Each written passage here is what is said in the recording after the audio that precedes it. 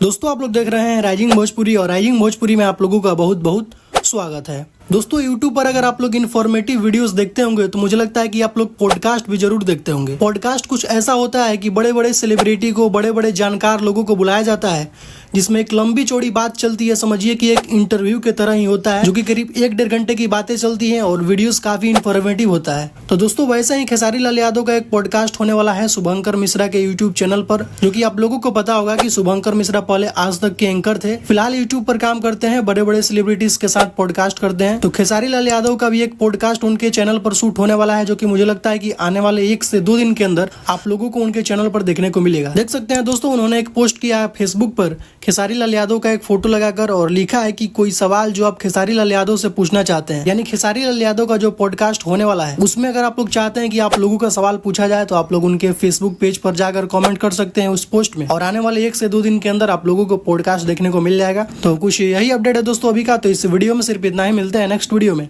Thank you so much.